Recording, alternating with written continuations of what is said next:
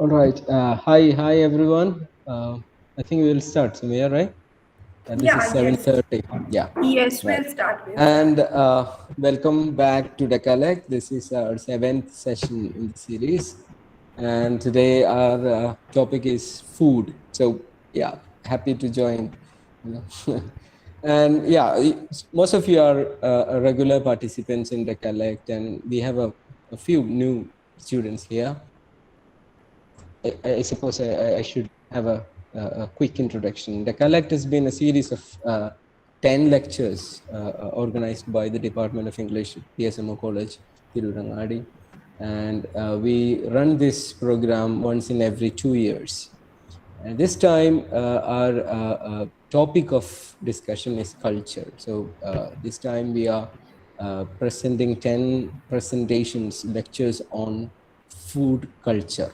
Okay, I'm sorry, culture in generally. And this series we had selected 10 specific areas around culture. So we had presentations on the idea of borders, culture defined in terms of in relations and in opposition to other cultures. So the idea of borders between cultures. And then we had a presentation on the film as part of the culture, like film as popular culture. And then we had a presentation on sports as part of the culture, how defining, how significant is the element called sports in culture. We had a presentation which specifically focused on football and sevens football practices in Kerala to discuss the idea of sports in culture. And then we had a presentation on museum, the idea of museumization, representing cultures, ethnicities, or whatever, memory or the show, the principle, the politics, the idea behind all this. So we had a presentation on museum and the culture.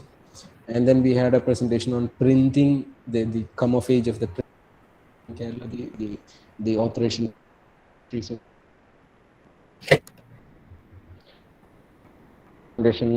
on culture, which is like how the trends in investors operate in terms of as an industry, let's say, formation of culture, or the shaping, the orientations in culture, or the dimensions of the growth of a culture. The investment market and industry operates as a significant player in culture. And in today's presentation, we have food as the topic of our discussion. So food, as we all are familiar with, the idea of food as part of our culture, how significant it was in the evolution of the civilization of ours, and how crucial it is in defining the identity of each ethnicity, or any form of identity, right? And recently, or probably in our times, food has become more than the necessity. It has become a symbol of prestige. It has become a symbol of image. It has become a symbol of our social stages, all that. And beyond that also, we have food as an event, let's say, like literature, the event of literature. We have the event of food, for instance, like going for a tea. The whole event of tea itself is a defining element in culture. The discursive practices that are mushroomed around the instances of eating itself has significant contribution into formations of culture, right? Across times, across spaces. And then there is this idea of changes in the field of food that are also worth considering when we reflect upon our culture. Let's say the mushrooming of roadside eateries to the sitting dining halls, all that are part of the whole idea of our living reality, the culture. So in this context, we have the requirement of looking back at culture objectively, standing away from it, looking back at our food practices around the food habit that we take up every day in our everyday life. And in that we will see many lines, visible and subtle, that are operating as force lines, right? And then we will have the discussion on how these lines are playing in shaping our culture, how it is crucial in our identity, or where we stand rather than the identity, where we stand as individual, as a society, or as a civilization today, and what the role food has in it. So there are many layers of discussions possible in this area. And our presenter today is Sumaya Mustafa. Sumaya is, as we have given in the description, is an enthusiast on exploring this idea, the food culture specifically. She's into local culture. You might have checked her Instagram page, Reading TV, where she showcases most of her write-ups and her photographs and all that. And you might have gone through that, some of those, seeing her description in our brochure. And she is an enthusiast. She's really into this thing, local culture. She was part of academics for a while, and then she had left it for pursuing her passion in exploring the local culture, specifically food culture. So we were looking for people, as resource persons for presenting different topics in each area of culture. So when I was looking for this expert on food culture, I had some suggestions came up in front of me. Some of them are my acquaintance, and some of them are my friends' suggestions. And then as I went through, their works and all that, Sumaya seemed to be very impressive. So I thought I should invite her for this presentation. And you will come to know that as she starts her presentation. So I wouldn't engage much with this introduction for the formality's sake. With due respect and Sumaya, so much for accepting this invitation. Very few communications with. Thank you. But she was willingly. Thank you so much. Thank you for this lovely.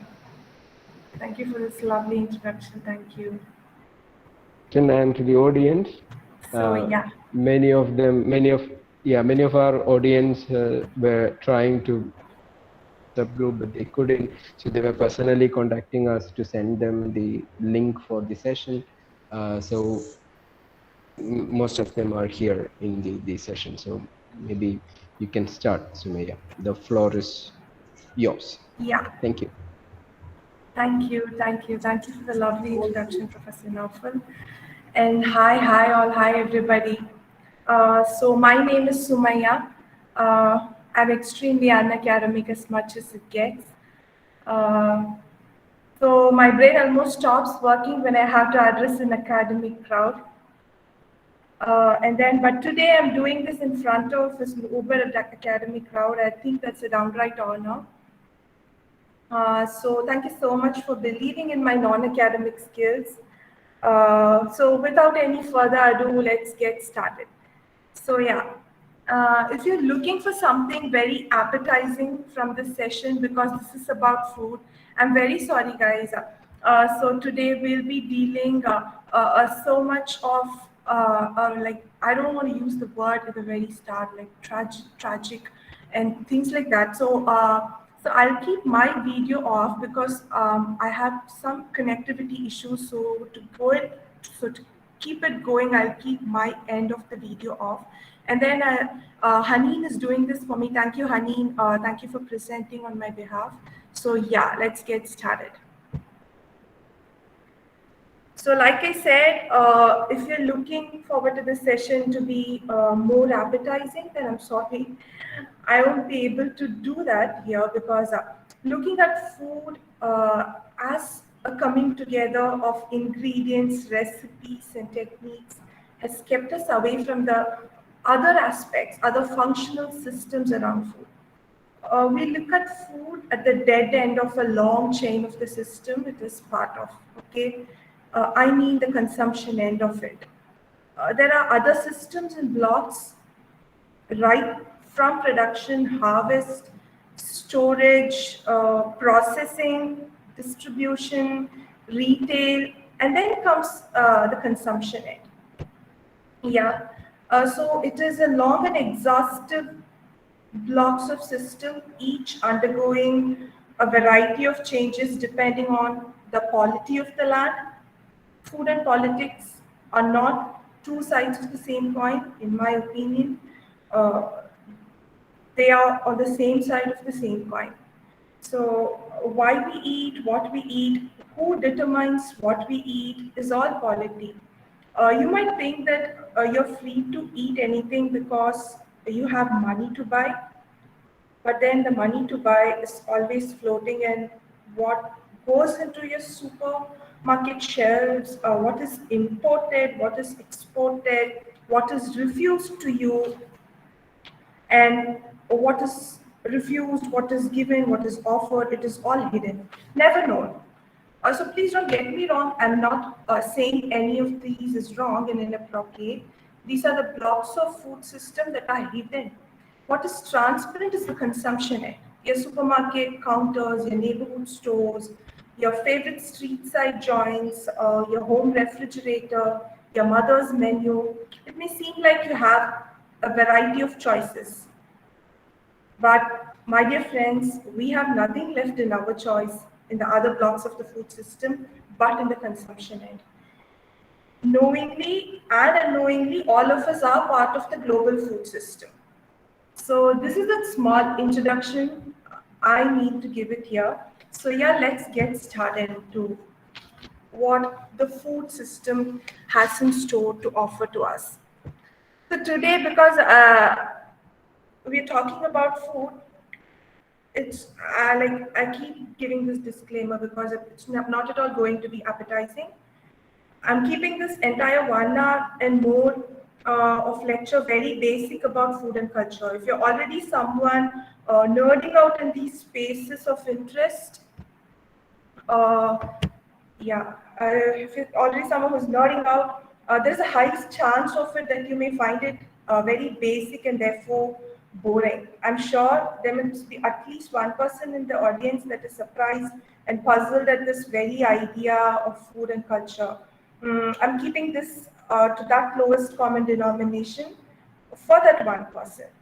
So, yeah. Why do you think we should know why we eat what we eat? Food is the one basic sustenance of humankind without which we may perish. A hungry person for years together might die a natural death. So, it is the only sustenance without which one cannot actually do. But then, do we all do that in the same way in every part of the globe? Forget globe, in every part of India, in every part of Kerala, in every part of South Kerala, in every part of North Kerala, do we do that the same way everywhere throughout one single district? I don't think so, no, a big no. No two households for that matter eat the same way. Yeah? There's therefore so much to food than we may think it to be. Food we eat is influenced by a whole lot of things around us. Of course, our local vegetation, climatic conditions, seasons. Besides these, there are many other sociological factors too, like the religions, because religion prohibits some things to you. Being a Muslim, you may not be allowed to eat pork. Being a Brahmin, you may not be allowed to eat beef. And if you are a Jew, you have kosher laws of food. Yeah, religion plays a major role. Affordability. Affordability then plays second major role. In my priority, nobody said this, it is not theorized in my opinion. So immediate access, health, our codes of beliefs, and few more. If you're still wondering why food and culture has got to do with students of college and literature, I hope I can answer all of those at the end of this lecture. So now that it has got, because with the pandemic and with the lockdown, every Tom, Dick, and Harry becoming a YouTuber, presenting us with recipes and then torturing us with house tours. There's so much to food than just food. Yeah. So why do I say this? And the point I try to make as I say this is that many academics and scholars didn't see the potential this could open up. All of us enjoy a conversation about food and over food. All of us. Like I cannot, like I haven't at least met a person who hates talking about food. All of us like that breaks that what do you call that helps in that ice breaking moments between any two people to initiate a conversation. So I think talking about food is very easy. It comes natural to anybody. So while all of that remain very low-key and without noise, food anthropology as such is a great venue of archaeology. So I think if we have the other slide, Honey, please. Yeah, thank you, thank you. A relationship between food and religion as such in various epochs of history are academically studied, researched, written, and articulated.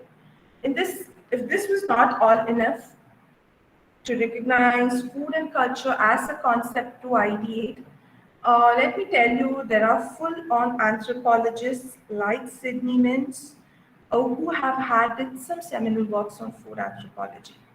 Sidney Mintz, yeah. And then, can we move on to slide 2, please? Yeah, I think if you will want to make note of certain characters or some personalities which whom I talk about or the books I mentioned, I think you can note them down. Like, yeah. So now let's get inside. What you see here, and then can you move on to the other slide, Honey? Thank you. Yeah, this is the one. Yeah. What you see here, it is the 12 hours history of Earth. It is nothing but a simplistic viewing of the entire history of Earth in 12 hours. If Earth had existed only for 12 hours, Homo sapiens, I mean human beings, would appear in the last 2 seconds. Yeah, last 2 seconds. Hold your breath if you're seeing this for the first time. Forget the rest of the information from the 12-hour pie.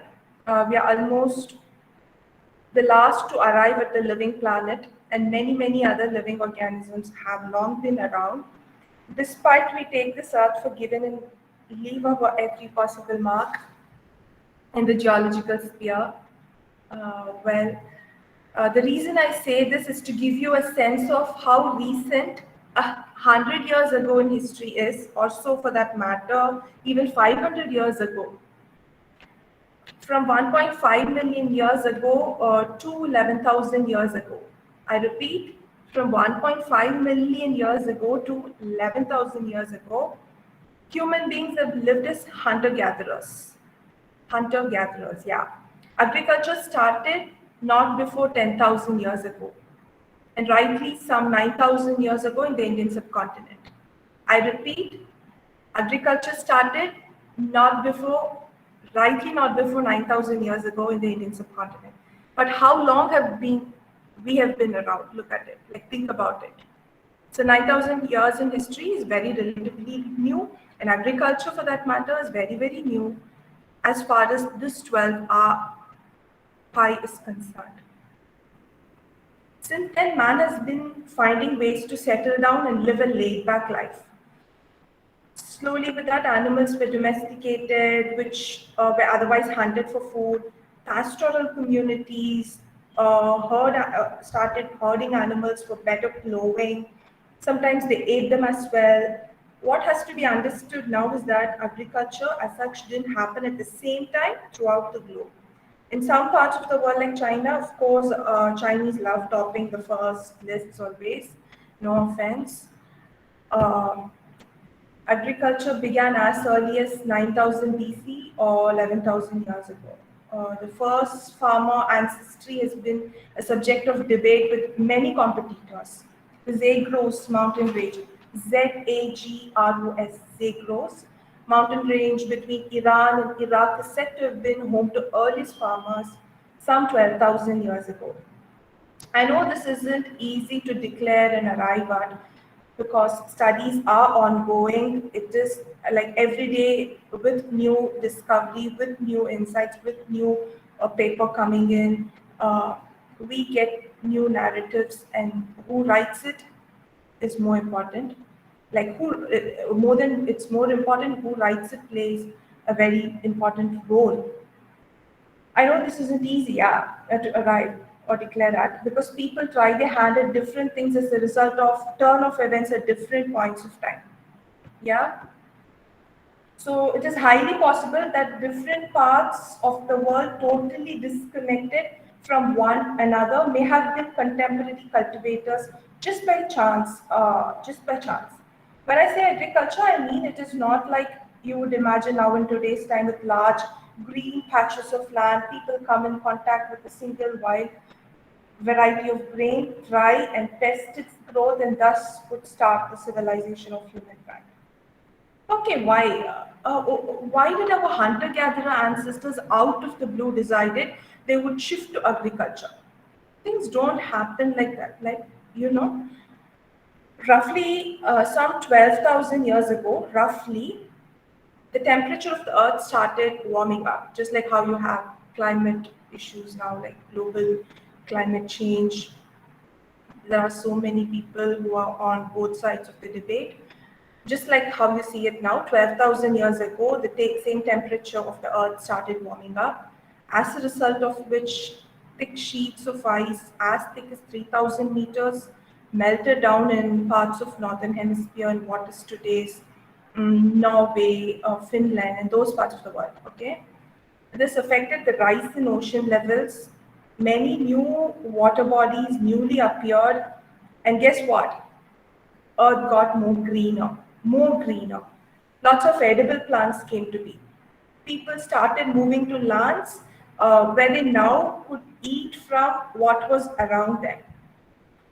More powerful tribes pushed the weaker ones to arid and semi-arid regions.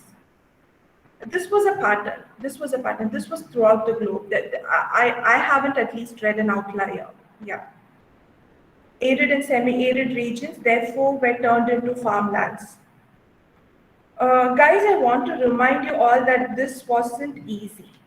Farming wasn't easy. Our early farmer ancestors tried tested with the grains available to push the yield. The early grains of rice, wheat, sorghum, barley were nothing close to what we eat today. So much hardship was put in to push yield. Now I want to say this louder to this audience. Ladies and gentlemen, we always have put yield over nutrition. Don't get me wrong. I have nothing against nourishing food, but the truth of the world, it is very simple. We've always put yield over nutrition. So like I said, the more powerful tribes always replace the less powerful from their green lands. The green food giving parts of the world was always occupied by the ones which were more powerful. Okay, so can we have the next slide, please, honey? Okay, I think we're not at it yet. Okay, yeah. Land-man relationship was the key to all the factors that led to the polity that was to happen in the future. The chieftain of these lands owning tribes increased and scaled up their wealth, who later became the rulers of the land. So, can I now say food first came to be, followed by polity? Food and polity, that's why I call aspects of the same side of the same coin. They're not two sides of the same coin, according to me. Hope you're now convinced food and polity are not two different things. What is polity? This is that one word a lot of us love and hate. We keep using it day in and day out. What is the simplistic definition? Politics, at its core, is an act of distribution of resources. Yeah. Well, coming back to square one, fast forwarding to many, many hundreds and hundreds of centuries now to the present day Kerala. Honey, can we have the previous slide, please? So yeah, the myth of authenticity. Now with lockdown, with every Tom, Dick and Harry becoming a YouTuber, all of us get to hear these words quite too often. No, authentic this recipe, authentic that recipe. So according to me, authenticity is a great myth. After that little boring and interesting piece of history, let me ask you, what's that one dish which is super synonymous to Kerala? What do you think the whole of Kerala's cuisine is represented with? So, as an outsider, as a neighboring resident, as a neighbor, as a close neighbor, according to me, it's kappa, mean curry, a Malabar parota, and beef, nirachadu, pulchadu, whatever the word is. Neither kappa nor parota in Kerala are at least a century old. That's why I put forward that 12-hour clock first. Think about the 12-hour clock again now. Now I say kappa, mean curry, Malabar parota, and beef, the combinations are not even 100 years old. And think about the 12-hour clock again. How recent 100 years in history is. Human beings have been inhabiting like the lands that we today call Kerala for many thousand years, yes. But two of these super popular Malayali foods that get to be seen by the outside world is not even 100 years old. Okay? Am I upsetting anybody? I don't know. Tapioca actually came to Kerala as a result of the two worst wars fought by humankind so far. It wasn't until the then Maharaja of Travancore during his reign between 1860 and 1880. I repeat, 1860 and 1880. Ayam Tirunal Raghavarma decided to not let his poor people perish to famine. Yeah, your favorite kappa is not even 100 years old, I repeat. Together with his younger brother who had a great interest in botany, and then that was this research, the tuber tapioca became the sweetheart ever of Kerala, and people were extremely suspicious to eating it in the first place. Yeah, and then it went on to become the sweetheart of the state. The younger brother's name is Vishakam Tirunal Maharaja, who later succeeded his brother in throne. He brought in super interesting ways. I told you he was interested in botany, yeah? So he brought in super interesting ways to plead the people of his kingdom to get to eat this as a substitute for rice's starch. Uh, to some extent, tapioca or your favorite kape meenum can be forgiven for hitting a century and a few more years. What a super outsider thing that has made its way into the veins of the people of Kerala and elsewhere is the Malabar parota. I love my Malabar parota. I drool extra when the adjective Malabar is added to the otherwise parota. Parota is plebeian and Malabar parota is an emotion, like you famously call it. Peninsular India, especially Kerala, Tamil Nadu, were hardcore rice eaters. Now, soon after independence, the country felt the palpitations of its exploited grain economy under the British Raj.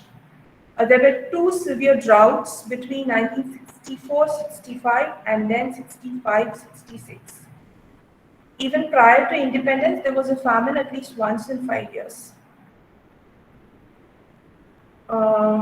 Yeah. This was all thanks to the brutal handling of the resources under the Raj. So now, even after independence, as this continued, the country had to quickly respond. Green revolution seemed to be an immediate answer. Now I have, like I hear from people, like so many of us are upset with green revolution. People, guys, we didn't have food. We didn't have food. So I'll come back to that again. But before that, yeah. America and other international donor agencies provided support to the Indian government. It was this one guy who developed varieties of wheat that gave best yield at the cost of everything. Best yield at the cost of everything, I repeat. Now, whenever this topic of green revolution pops up, many people are upset and start moaning of the ill effects it brought in to the collective health of the country or to the subcontinent in general. To all of those,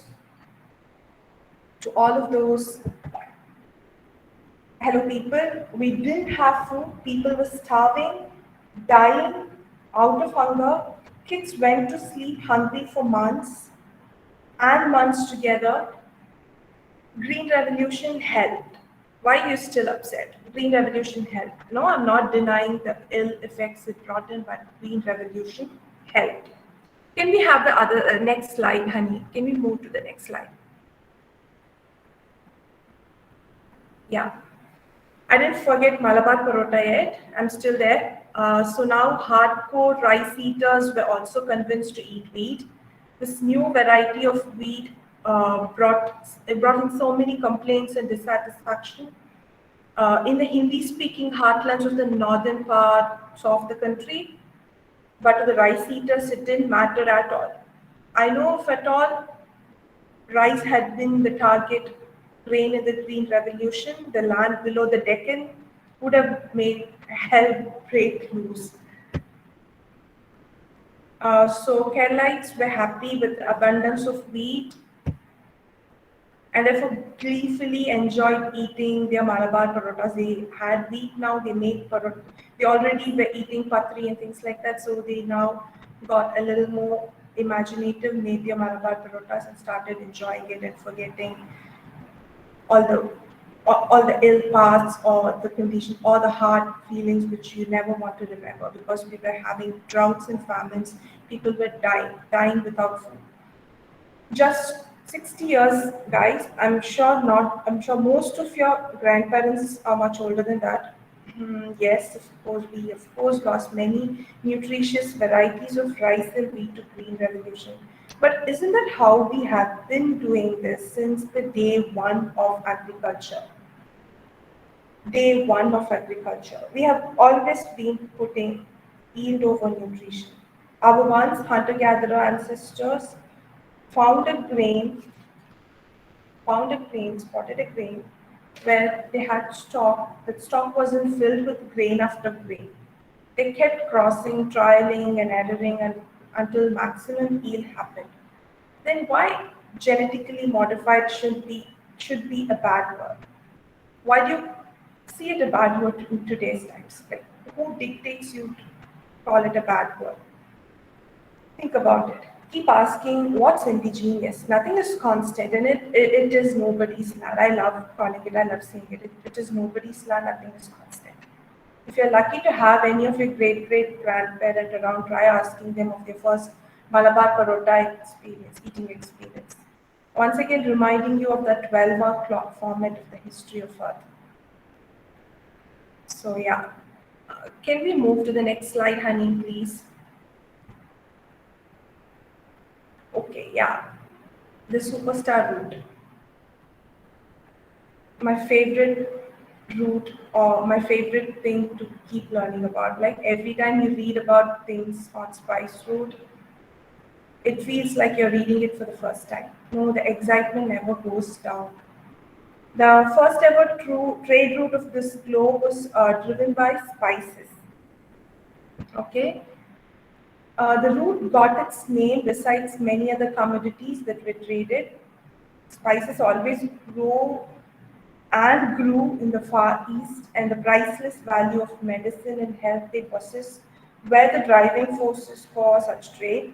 Though it was for the trade the route got established, spice was the superstar of the commodity. Sri Lankan cinnamons were most sought after elsewhere in the globe.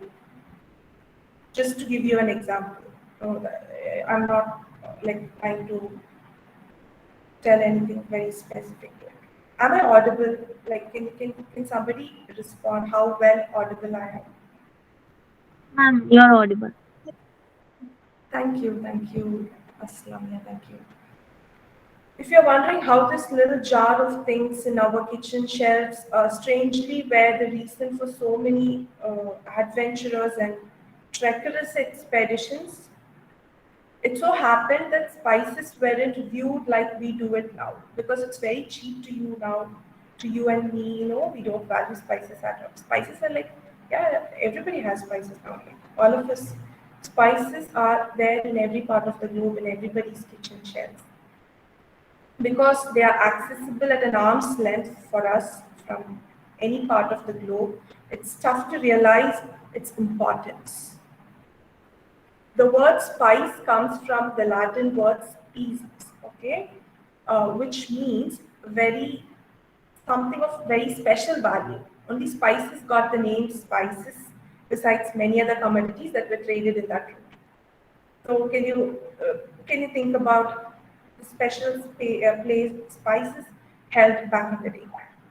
Not just trade happened, knowledge, philosophy, technology, and religion were all passed on from port to port. I repeat, not just trade happened, knowledge, philosophy, technology, and religion were all passed from port to port. This was happening from east to west, unlike what you see in today's times from west to east. Okay? Imagine 15,000 kilometers and the number of ports it could take 4,000 years ago from now. Also, it wasn't the same ships or crews that we sail in today, those primitive models of ship that has to be repaired and repaired port after port. All this happened for spice. Spices were just not used as food. They also aided fragrance. Okay, can we move on to the next slide, please, Honey? Thank you, thank you. Columbian exchange, yeah.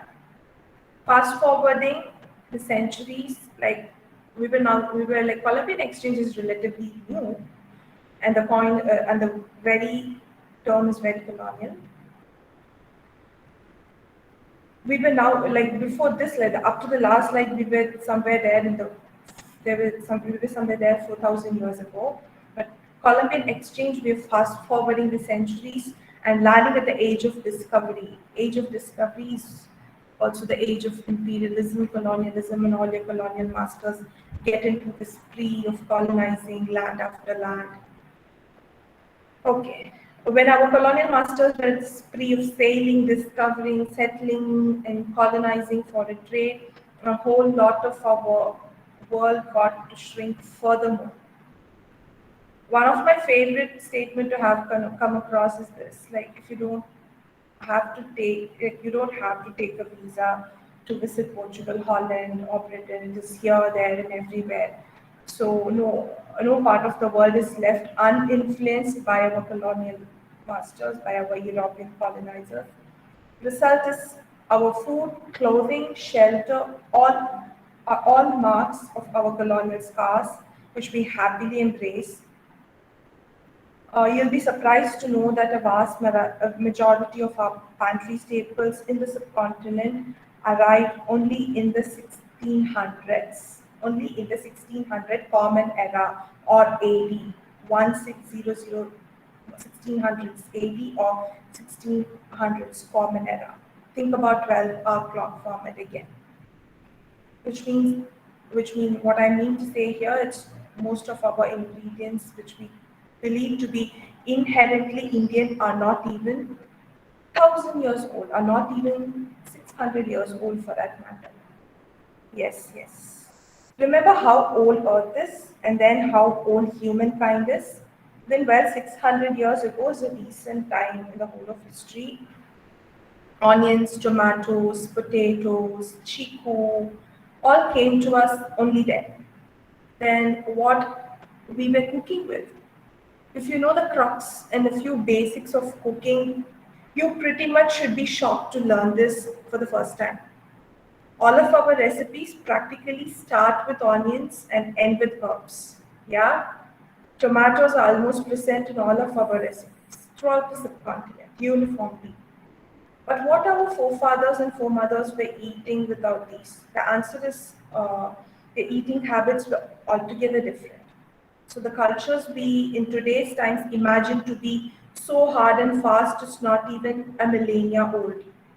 It's a never-ending process. As and when new things are introduced, and that has the ability to make lives easier than ever, and any society, not it's not just confined to the subcontinent. Any society would be willing to embrace that change.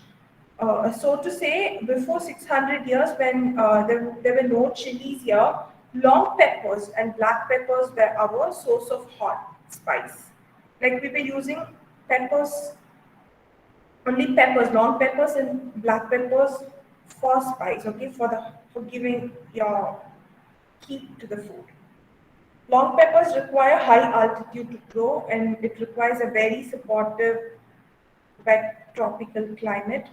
So when the Europeans brought chilies from the New World, you know what the New World is? I mean the Americas. We were immediately ready for the shift. We were immediately ready to make it, like we embraced it with open arms.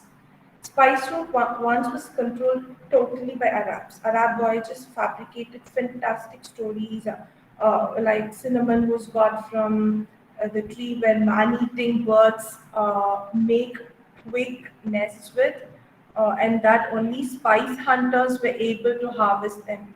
None of this scared the Europeans when they later decided to set on a spree of expeditions. Clusters of islands across the Banda Sea in today's Indonesia was home to the most valuable spices in the world. All of the best spices grow in Southeast Asia and South India. Of course, Malabar's pepper once and for all changed its history. It has been an epicenter of power struggles. Nobody will deny this. Columbian exchange comes from the name of the explorer Christopher Columbus, who was madly searching for spice and ended up in the New World. The New World, or the entire region of Americas, also grew some of the spectacular foods of today, which was exchanged through these colonizers for spice. That's how we ended up where we ended up. So to keep this entire lecture simple and fuss-free, I'm only giving you hints to start with, read about, think about, and ponder upon. So I'm keeping and cutting it all short. Okay, this will only act as clues to a greater understanding. Okay, vada pav. Like, can we move on to the next slide, honey?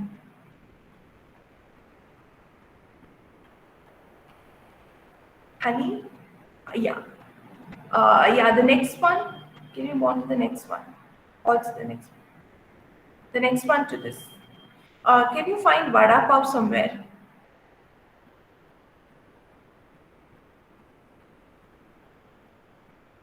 Oh yeah, it is here. I'm sorry. I'm sorry. Vada pav. Vada pav. Yeah, I'm sorry. That's my bad. Sorry. Okay, vada pav. There isn't a better case of Columbian exchange than vada pav. Uh, if you go to Mumbai, there is a high chance that you come back home without eating one. This face of Mumbai snack is highly Portuguese. Though the idea is Indian, all the ingredients that go into making a nice vada pav are a result of Columbian exchange or Portuguese in particular.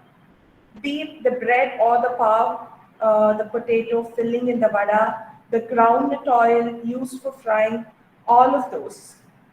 By the way, India never did deep frying until the mass production of oil seeds. We never deep fried foods. Deep frying is a relatively new phenomenon in the Indian subcontinent. Groundnuts and groundnut oil together came with the Portuguese, but today that is synonymous with the cultural capital of the country. So now think about it. What's culture? Ask yourself, what's culture? Yeah, can we move on to the next slide, please?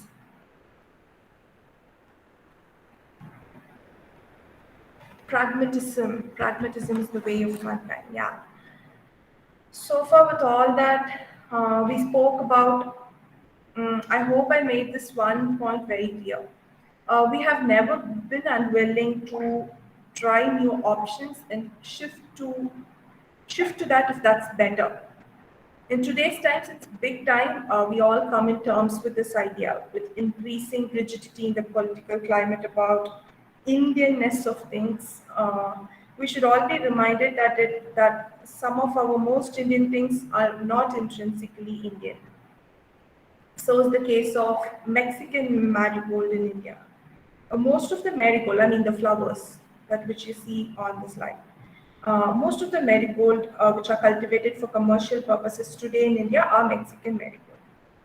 We were ready to forego our indigenous variety for better yield. So, what do we say of this? What do we say? Where's the culture? Where's culture? Why do like we do pujas in India with Mexican marigold? Okay, you ditched your indigenous marigold for Mexican marigold because farmers grew them, found them very yielding, and you started doing your pujas with Mexican marigold. Think about it. I choose to talk about flowers on this food because marigolds are also edible. Yeah. Can we move on to the next slide, please?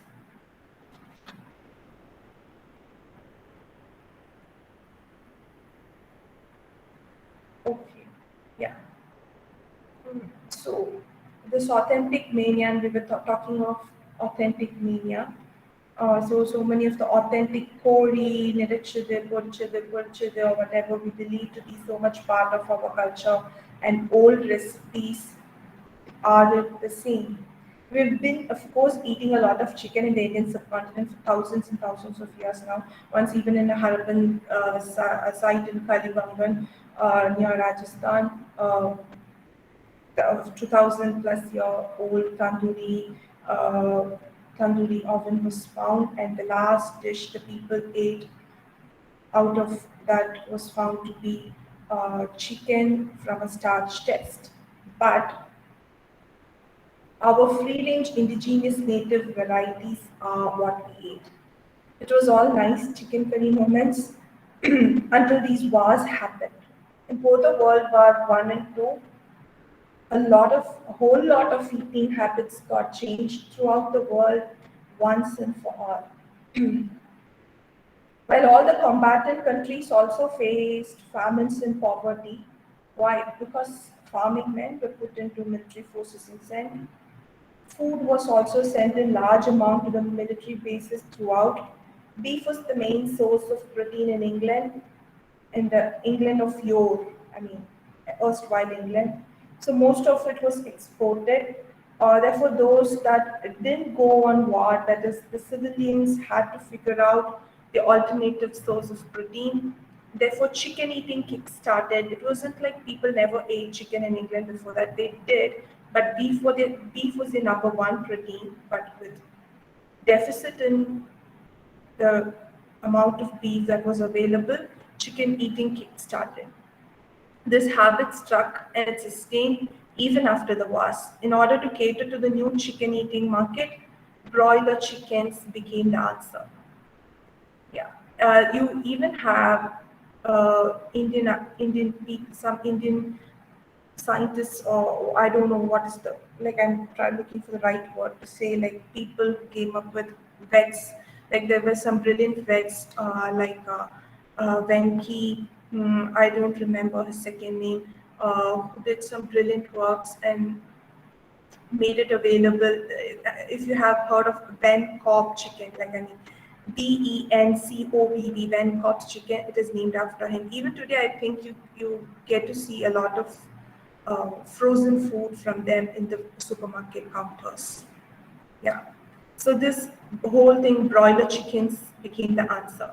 These chicken-like looking chickens with fatty meat than their real free-range counterparts became an instant hit. Even third world countries like us didn't bother to care and invited it with open arms. So is the case with Horlicks. Horlicks, one of my favorite drinks. Originally started as a malted drink as a replacement for real milk because a lot of it went to the military bases.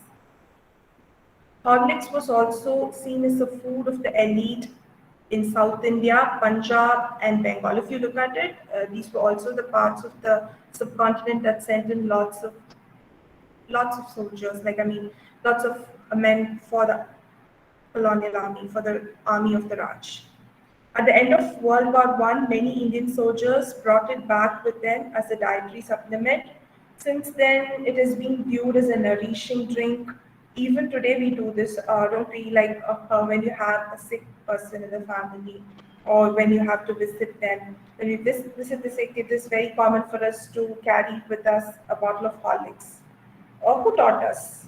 Like, who tells you to do things like this? Like, it was ingrained in the collective idea of our societies, our colonizers, and we took it. And we took it, we made it our very own. We ate what they dictated. Like, I'm not against anything. Like, I'm not against anything, like, but the points I try to make is what is inherently Indian? What is the culture? Nothing is frozen. Think about it. We are always okay to make the shift when that is a pragmatic solution to do. The beauty is you never felt that dictation. It is nothing lesser than a symbol of development to consume canned food in our times, in our parts of the world, at least in the part of the world where I live. So we find it like very posh to open a can of tuna and then have them sandwiched in your whole grain breads and eat it for breakfast. It's one of the coolest things to do. No, don't we do that? Yeah. So hope I'm not wrong, but this was all necessity driven. Canned and sealed foods with added preservatives to lengthen their life was done to feed the soldiers based in military camps across the globe. Because it took months and months together before shipping them, this has to be done. Okay, this was all necessity driven. Similarly, our rava idlis, like we love our rava idlis now with all the cashews and nice tadka in it. We all love our rava idlis. At least I do. But I cannot make a good fluffy rava idli. Okay, some of us enjoy our rava idlis, though idlis are very old and is often a subject of whose idli it is between Southeast Asia and Peninsula India. Rava idlis are a pretty much recent phenomenon. Of course, wars created famine and therefore scarcity of rice. With less rice, more idli has to be made. With less rice, more idlis has to be made. Right? A new challenge with wars. Because rice was scarce, with little food you have to feed an army. So it was marvelly different rooms, MTR, your famous MTR masala, MTR this mix, that mix, or the popular abbreviation, yeah, MTR was the first to make rava idlis. Because rava tends to become more dense. It has this property of getting dense when soaked, and with this property of it, with little rice, more idlis were made. People were forced to invent this out of sheer desperate necessity. The list goes on, and I'm keeping this short. I keep telling this, I'm keeping this short only to give you an idea or to help you ponder over these things. Okay, can we move on to the next slide, please, honey? Yeah, thank you. Cold Wars in Germany and bananas. So most of us here weren't born, but it was around the same time period, like which we all connect to, like which we all love to uh, soak ourselves in the nostalgia of the 90s more. If you look into the world polity, Cold War in Germany is a big thing. Cold War in Germany and bananas are a huge thing. After talking that little bit on food and war, I cannot resist sharing this one too, because if you're aware of the divide of Germany into West and East, the Cold War years of these two regions, the Great Wall of Berlin that separated these two like these two parts, will be easier to catch. So when East Germany first came to West Germany, you can read upon the Cold War in Germany later, but to keep this lecture short, like I'll keep it simple. Like imagine there was some sort of Cold War going between eastern part of Germany and western part of Germany, because the quality of the land was different in both of these regions. Okay, one was to cut that very long story short, one was extremely capitalist and the other was under the clutches of Soviet Union. So it was socialist. When this was coming to a great halt in the 1990s,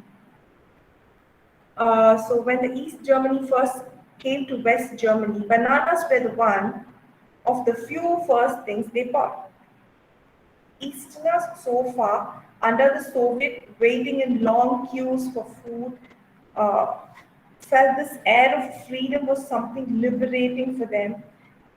the tied up spirits so far felt very liberated for the first time. Because can you imagine waiting in long queues even after doing your fair share of work under a socialist? No, I hold nothing against communism or socialism. Like after reading some textbook definitions of it, I was also so much driven into it. But then it also has its own cons. It comes with its own cons. Like people cannot work without incentives. People, all of us need to be motivated. Like so according to me, it's a very personal opinion. I'm not trying to be very political here, but under a socialist economy or under the Soviet, they were feeling a lot of suffocation, and the ability to buy food got in them, and soon they bought double the amount of bananas bought by the Western Germans. There's a brilliant article that takes you through the nuances of it, written by a very popular food historian, Vikram Doctor. Vikram Doctor, you can follow him. Like he is on Twitter. Like he is a very brilliant journalist who writes some brilliant articles on food and politics. Okay, Vikram Doctor, like he once wrote this for Economic Times, and also he has spoken a few nice podcasts, and you can search them on Spotify and can hear to it. Like he's one brilliant person to start your food and quality journey with. So please go through that if you are interested. Okay, can we move on to the next slide?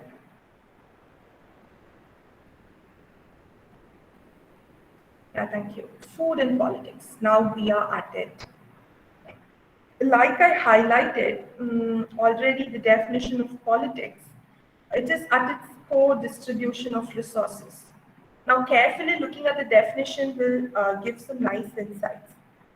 It just says distribution of resources. It doesn't talk about equal or fair distribution of resources. So before getting furious on the definition, it should also be observed that the definition isn't about good quality. So how those resources are distributed determines the power in place to be good or bad. I hope my point is clear here. I hope I'm making it clear here. I'm not confusing you a bit, but I hope. Then I also want to put down the two terms in the form, equity and equality. What is equity in resource distribution? What is equality? Well, there is a cake for imagination. Imagine that to be a round cake. Let it also help us in mimicking a pie chart. How are you going to divide this between two families? A family of 4 and a family of 8. By cutting half and giving each family one part is a fair option, do you think? At the outwards, this may look like an equal distribution of resource. That is the case here in our case. But equity isn't observed by doing this. A family of 4 getting a family of 4 getting one half and a family of 8 also getting another half of the same size is not fair. This is where equity is challenged. Extrapolate this to a state or a country. That's where our food policies go wrong. Do you know India is home to one of the lamentable countries on the globe where millions of young kids go to bed hungry? But also, we have grains as much as to stack up to the moon and halfway returning. We have grains, enough grains, sometimes more than enough grains. What is absent is the cold chain storage, better food policies, minimum support price, agitated farmers. Think about it. Now, this is also the country which has shown these terrible figures. According to a study conducted in 2020, I think it's a private study, the amount of food India wastes is the amount of food UK consumes. You're hearing it right. Yeah. When we have so much food to waste, why are we sending many of those to sleep hungry? Think about equality and equity once again. By doing this, powerful and privileged, some of us deny food to the underprivileged, marginalized. The next time you buy that large economy pack of wheat flour, of some atta in the supermarket, just because some 100 rupees can be saved and then let it burn in your pantry shelves, remember you're no lesser than an oppressor. This is modern day oppression by controlling food. Food is always controlled by the upper strata of the society. Why should I sanitize it? Upper class of the society. The lower and marginalized receive what the upper class and caste dictates. In the past, under Brahminical, patriarchal models of society, the actual workers who did work never got to taste the fruits of it. The model carefully observed that the daily wagers who worked on the lands of the upper class kept coming to them time and time again. Even among meat eaters, if you closely observe communities, you'll be surprised to learn that the blood and extra cut recipes are always from the marginalized. The best cuts went to the upper class always. I repeat, the best cuts went to the upper class always. I'm not saying all of these out of the blue or making up stories. These are all observations social scientists have made. Okay. For the longest time, Dalits were not having access to freshly cut meat. The dead animal, I mean the carrion was forced to eat. Yeah, it was forced, yeah, we forced to eat them that because we didn't make that available for them to eat the fresh cuts of the meat. Manusmriti has 56 verses dedicated to food. Manusmriti has 56 verses dedicated to food. Yeah. Ghee was the most revered ingredient according to Manusmriti. It clearly says who can eat with whom, who cannot eat with whom, and who can cook for whom. Thus, I introduce you to the concept of commensality. Have you heard of this word, commensality? I mean, the B one on the slide. Commensality. What is commensality? It is nothing but eating together. Popularly, it is called as breaking bread together. This is why world leaders who dine together cannot be enemies at least for a good number of years after that, at least for. When you deny to dine with someone, it clearly says that you don't view that person as a fellow. Okay? So Manusmriti neatly puts forth how and whom the food should be eaten with. It says a food cooked by Brahmin can be eaten by the other three in the Varna system, that is the Kshatriyas, Vaishyas, and Shudras. A food cooked by Kshatriya cannot be eaten by a Brahmin, but a Vaishya and a Shudra.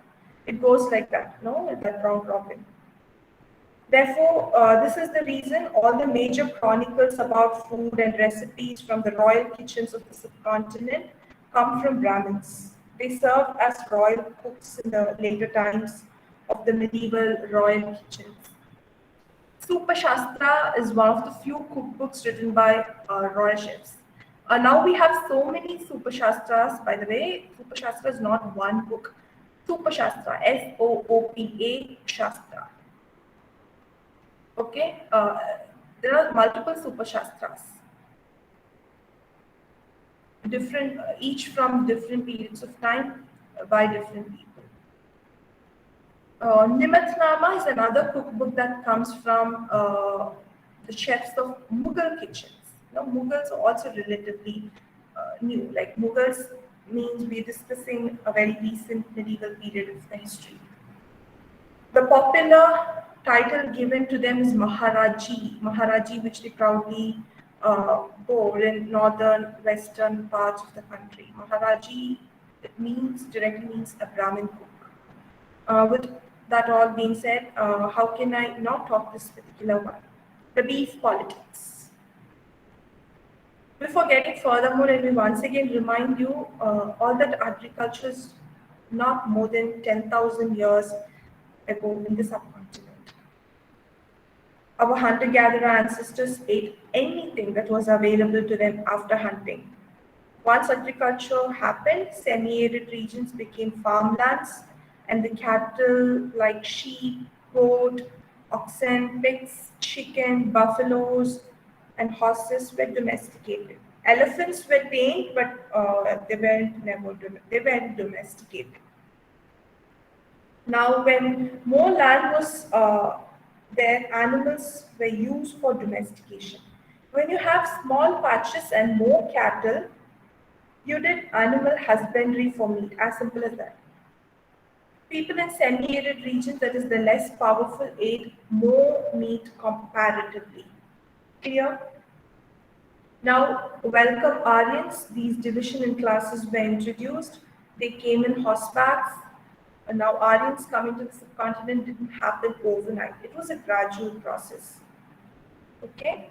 It took centuries together. They kept coming. These are the people that were introduced by our system to the already inhabiting ones. Not to mention Aryans were heavy meat eaters. If you ask how are these identified, yes, I'll tell you how.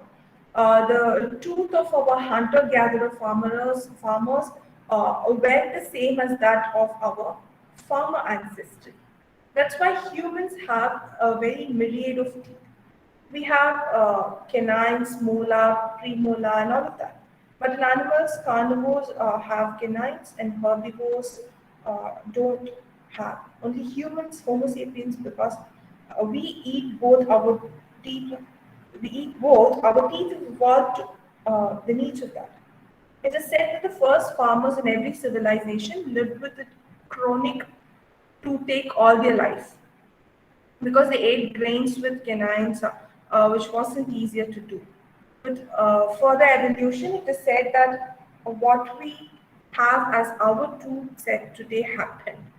This is how carbon dating of burial sites helped figure out Aryans were heavy meat eaters. But with the advent of Jainism and Buddhism in the central Gangetic plains of the subcontinent, vegetarianism was later embraced by Brahmins. Because a population explosion happened at that time, and you have theories by social science put forth like how much the land bearing capacity, how a piece of land can handle as much as it could only. So when population explosion happened, there was no choice left but to shift to vegetarianism. I've extra super simplified a very exhaustingly long history short. Meat eating has been always a luxurious affair in agricultural communities. If you see pastoralists who had animals for animal husbandry, they had them in large and it wasn't a luxury. It all boiled down to this land versus man relationship. It was only in the 5th century AD Brahmins first came to South India and did food shaming, introduced food shaming for what Buddhists and Jains ate. It was between 2nd and 3rd century CE.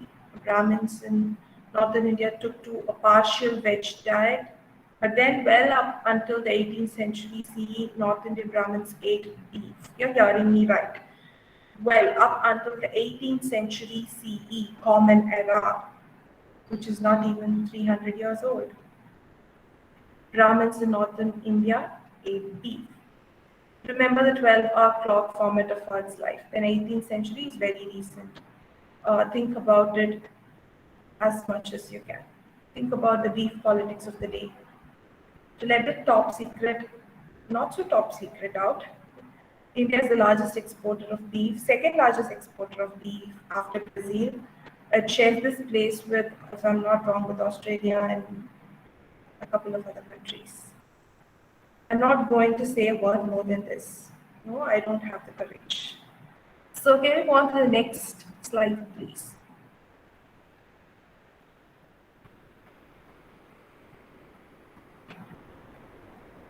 Yeah, we spoke of it all. Okay. on to the next slide, please, Honey. Thank you.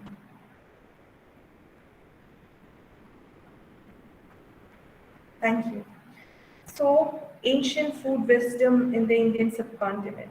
So, how many of us were victims to the thought that Ayurvedic food is vegetarian food?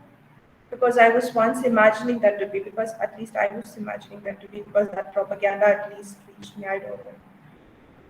Ayurveda, like most of us know, is an ancient science in the Indian subcontinent that has a very brilliant set of postulates for life, health, and body. It's a Sanskrit word with meaning knowledge of life and longevity. What I should mention here before talking anything about it is that Ayurveda is not a single volume of books. Over the period of time in the ancient society, the practices and science that help survive a better life together is Ayurveda. Now, again, Ayurveda comprises of two important works called Sushruta Samhita uh, and another one, Karaka Samhita or something else. Like it has two important works. If you see the time period when Sushruta Samhita was written, is yet to be found. This is all because it wasn't written by one author sitting at one place for a long time. It is therefore almost unclear. It has some of the brilliant methods of life and surgeries. The other one, Saraka Samhita, is said to have been written later. Can you believe some of the brilliant and very specific meat-based food recommended by Saraka Samhita? It says mamsarasa or meat soup during pregnancy for women. Ayurveda suggests, no, I'm not suggesting, Ayurveda suggesting. Freshly cut meat is recommended for treating poisonous pricks and stings. Ayurveda, though that's not one book but a field of study by itself, says eat less meat always, but that when you are sick, eat more meat, says Ayurveda. Beef bone soup, very specific. It is recommended. It is a recommended food for illness. Beef bone soup. Come on. Hope the next time when someone tries to give you some nice piece of advice on the benefits of eating vegetarian food, you'll be able to tell them facts. No, I'm not against any vegetarian. No. I love my vegetarian food and I respect the views of vegetarians also. To each of us our own. But non-vegetarian food is something that doesn't deserve to be looked down upon. Food shaming has been part of the genes of upper classes. Sorry, I'm very rude here, no. But a millennia ago, non-meat eaters were food shamed. Now meat eaters are food shamed. The moral I would expect and love for you all to take out of it is please don't fall prey to political lobbies and campaigns of food and things. I'll move on to the next slide, and before that, I want to also remind you of one big truth. In fact, most of us love our tea and coffee, don't we? Some of us are team coffee, and some of us are team tea, chai, chaya, cha, choi, depending on the part of the country we are from. And then, since we were ever born, we are fondly fed with milk, sometimes malted milk, hot chocolate, and whatever milk our parents love to feed us with. But that do we know? All of our cow's milk has permissible levels of pus cells and blood cells. Pure vegetarians, the supposedly pure vegetarians, also enjoy the milk sweets made of milk, ghee kissed foods, and whatnot. Yes. Can you move on to the next slide, please?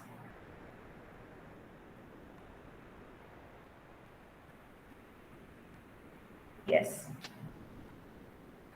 If you think none of these discrimination exists in the current times and that we are good to go in a caste-free society, my question to you is, are you sure? Haven't you heard of landlords refusing to rent their houses to certain community people because they are meat eaters, haven't you? Aren't you seeing separate spaces in academic canteens and premier institutes in India that fuel food-based discrimination? In this current political climate, hardcore vegetarianism is patronized by the government at the center, and followed by the fanatics. I'm not here to say all of you who out there should become meat eaters. This discrimination and fervor hatred against them is something condemnable. Yeah. So yeah, young ladies and gentlemen, please think about it. Don't get me wrong. I cannot do without my morning coffee and tea, evening tea without milk and sugar. I'm saying this only because I want you all to not become victims in food industry campaigns and their alternative pushes. When I talk of food industry campaigns, that's a separate lecture for another day. The atrocious funding of university researches by food companies are a subject of study by itself.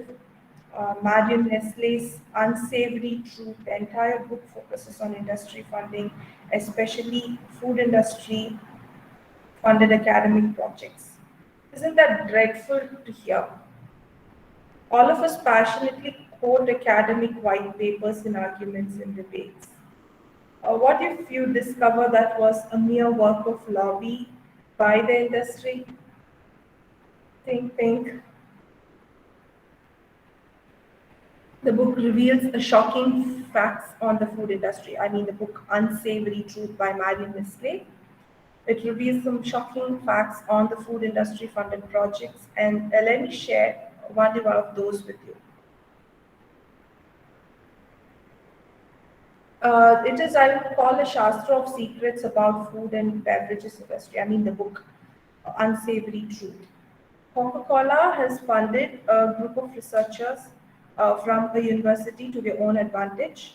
The group of researchers had a name and is popularly called a GEBN, Global Energy Balance Network.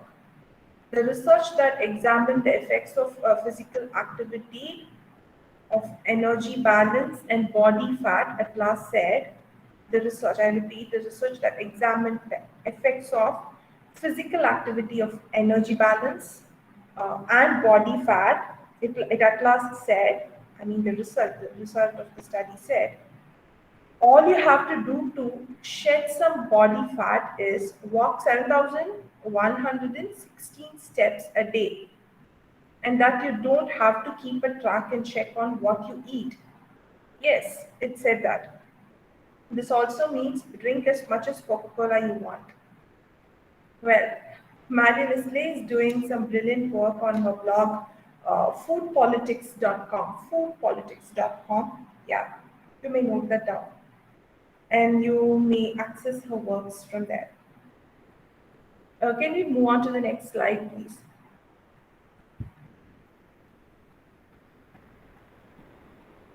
Yeah, this like if you want, you can note that down. This is Marion Nestle's Unsavory Truth, and Coca-Cola's funding of GEB and a team of university researchers that made noise. Yeah, we can move on. And also the last one is foodpolitics.com. You may also note that down if you want to nerd on things like this. Yeah, we'll move on to the next slide.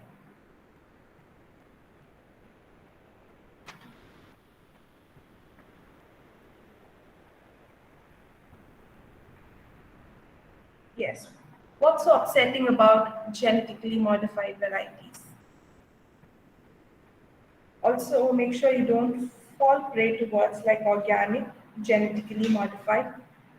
People, as we already touched upon it, genetically modified isn't a bad word. Say what your mother or father feeds you before exams.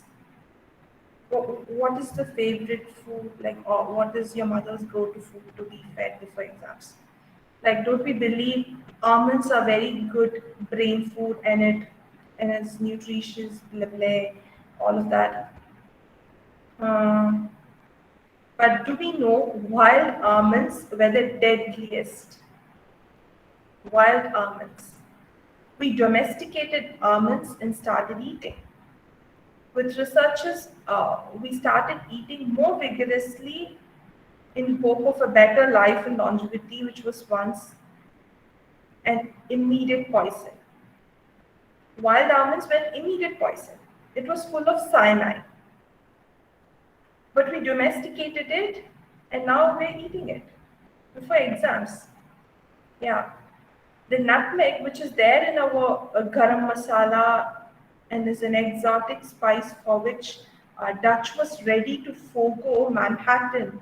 Can you imagine the city of Manhattan today, like somebody foregoing it for to the British arrivals in return of this small land island across Banda Sea in Indonesia? Can you believe? But they did that. Only for what? Nutmeg. Can you believe in today's time somebody owning the richest city like Manhattan foregoing it for a small island in the Far East? But the Dutch did. Why did they do? Because nutmeg. This richest yielding spice grew there. By the time this happened, nutmeg was already domesticated. So don't worry, this was in the 1600s, which is relatively recent. So yeah, please don't be a purist of things. Like keep questioning, challenging, unlearning, and relearning. But before that, nutmeg you feed a 3-month-old baby full whole nutmeg and the baby sleeps forever. It was deadly poisonous before it was domesticated. And then Dutch went on to forego the city of Manhattan to an island across the Banda Sea only because the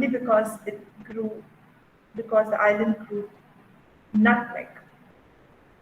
Think about it. Can we move on to the next slide, please?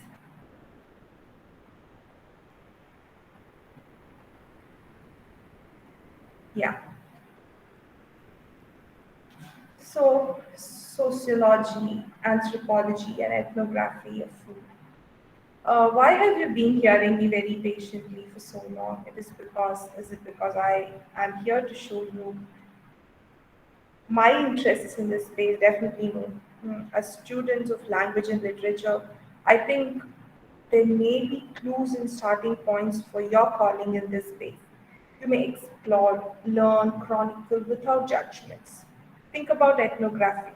Think about writing about people's stories. You'll come to learn a lot while you try to learn a lot, while you try to tell a lot as well. Yes. Can we move on to the next slide, please?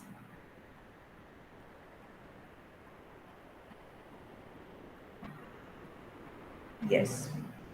Tea and coffee. Let our tea and coffee ada hunt us.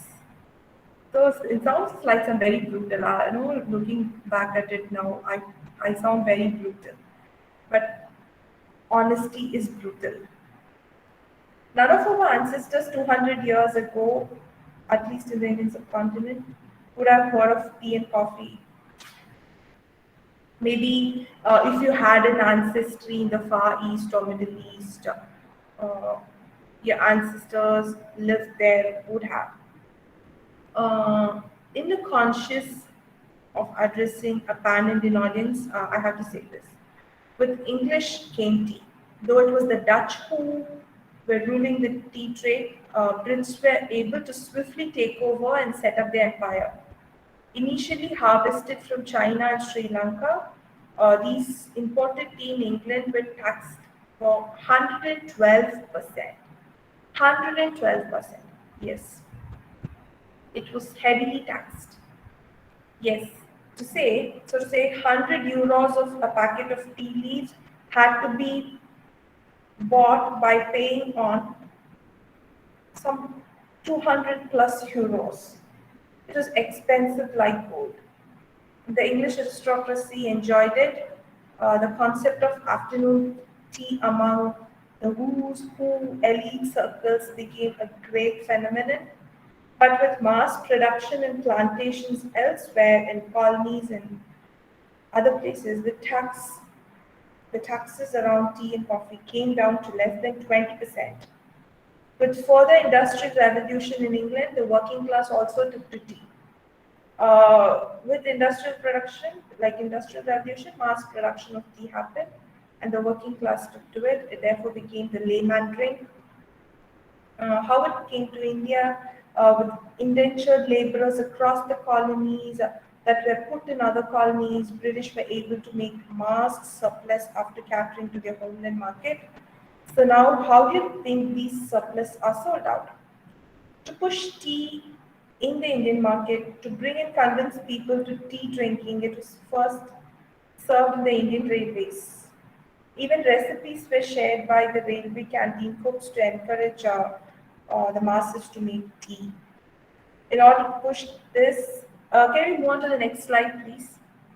So in order to push this, toddy was banned in the 1920s and 30s. All your kallu kadai became illegitimate now. Nobody saw kallu a bad thing before that.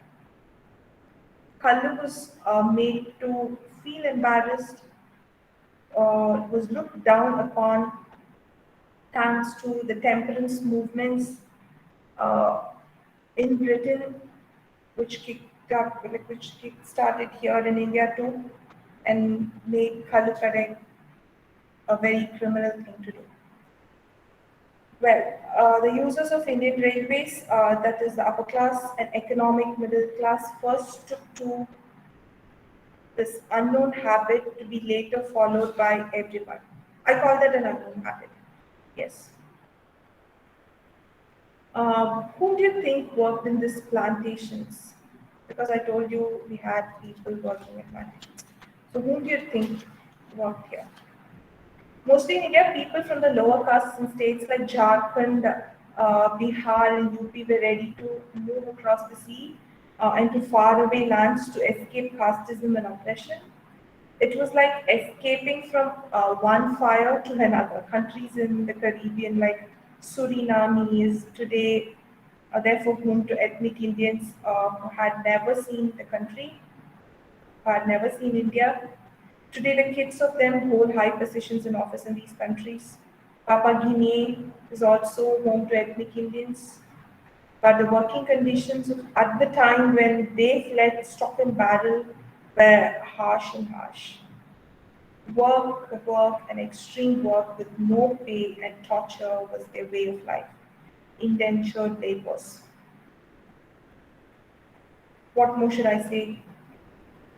Please read more on these as well. This is how our katan chai, masala chaya, filtered coffee became our favorites.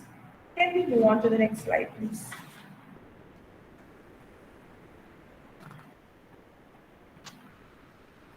Yes. The power of advertisements. The power of ads in food and drinks is unparalleled. You may control the temptation to not buy any product but food. Also, advertisements and themes, lines and themes are curated, designed, and modeled in such a way that the consumer buys a product because the idea in the ad is bought. If you closely look at the ad patterns over the years for the same product, you may well realize that the idea is a reflection of the societal preconditions and existing beliefs. Here, if you see this old ad of Dalda says, mothers who care use Dalda. Is it true in today's times? Also, Dalda was India's first multimedia campaign. Yeah, Dalda was India's first multimedia campaign. Everywhere, Dalda tin-shaped bands could be seen where they spoke of the benefits of using Dalda over ghee. This was in the early 30s, 1930s. It was India's first multimedia campaign in the 1930s. For the next 25 to 30 years, there was no competition. Under the Raj, at the start of the 20th century, a new class of population started to swarm in. Those were the working class, the office goers. This idea of pocket friendly and lightened stomach as well was well bought. Ghee was pushed to take a backseat. It all started when this Dutch company, Lever, now it's Hindustan Lever, decided to import this vegetable shortening in place of ghee, sensing a potential market. Lever decided to bring its ad agency to the picture now. Lintas. Can we move on to the next slide, please? They brought in their ad agency. Now, Lintas is the name of that ad agency. Harvey Duncan was the one man behind the entire Dalda campaign. You've got to convince people now of a replacement for their most favorite fat, the fat that has been around for some 4,000 years and more. Though the replacement is a cheap option to the original holy ghee, change had to be persuasive. Short films were played in movie theaters. A round, tin-shaped van roamed around the streets, and there were print ads for people that would read. Stalls were spot for sampling. Therefore, officially, Dalda was India's first multimedia campaign. Now, after decades, Dalda is seen as the worst choice of fat. Power of advertisements can never be undermined. We are there at the end of it. I want to sum up this one with last one piece of information.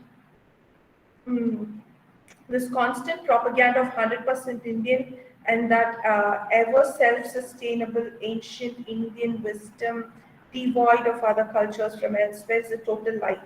Is a total lie. Tell me which is more Indian.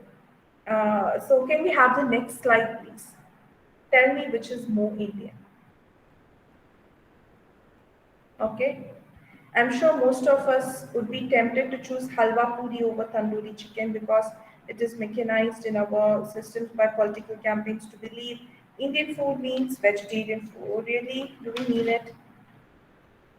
For your kind and most valuable notice, I would like to bring in the most important excavation detail from a Harappan site, Kalibangan in Rajasthan. This Harappan site in Rajasthan, is where bits and pieces of a tandoor from Indus Valley civilization has been found. When the dish was sent to radiocarbon dating and then to a starch test, it was found that the last meat eaten in it was chicken. What do you say, my dear friends?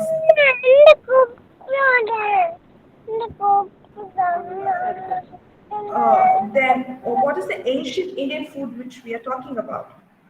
With all due respect to my halwa puri, deep frying came to us much later with the introduction of oil seeds production and coal as a fuel. Halwa, of course, is unanimously believed to have come from Western and Central Asia, so tandoori chicken wins the Indianness game here. Thank you so much for having me here. It's an honor to address in front of you. Thank you, guys.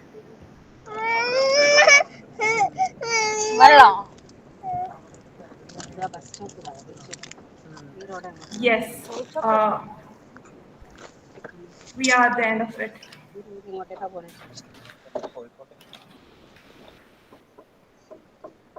കോഴിക്കോട്ടേക്ക് എങ്ങനെ പോവാ? അവിടേക്ക് പോണല്ലേ? So, is anybody having any query? Like, should we discuss on anything? Do you have any difference of opinion to express? So I think somebody's audio is on. I think it is Naushida. Somebody's audio is on. Okay, please put that off. Thank you. So yeah.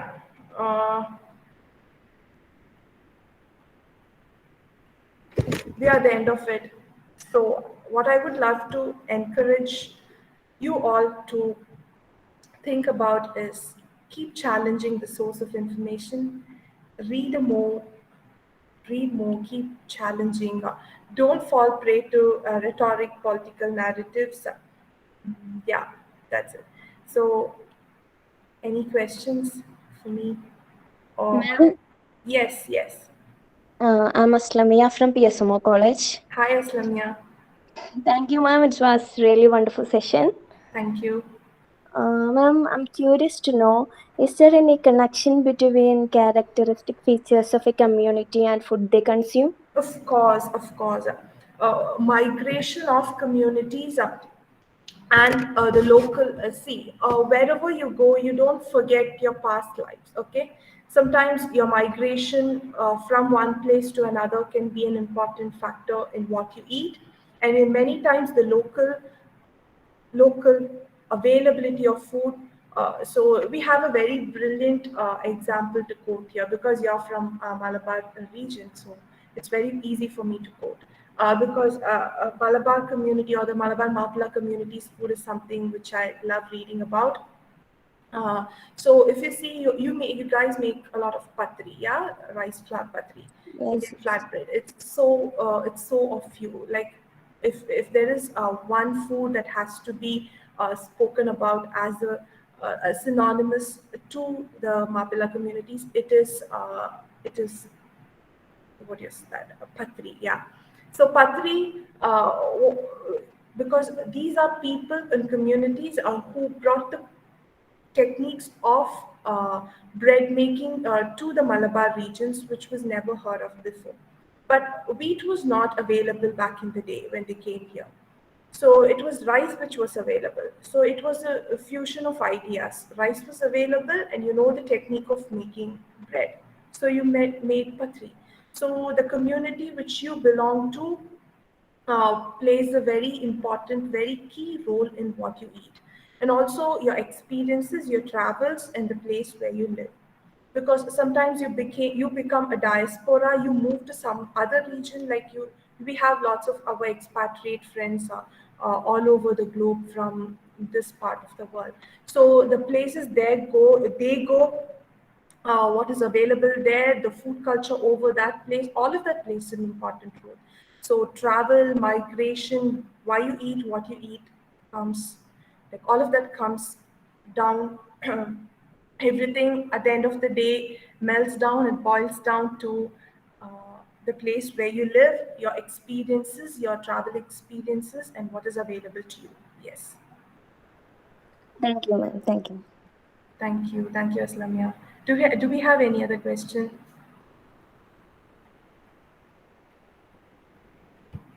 Let me check this chat.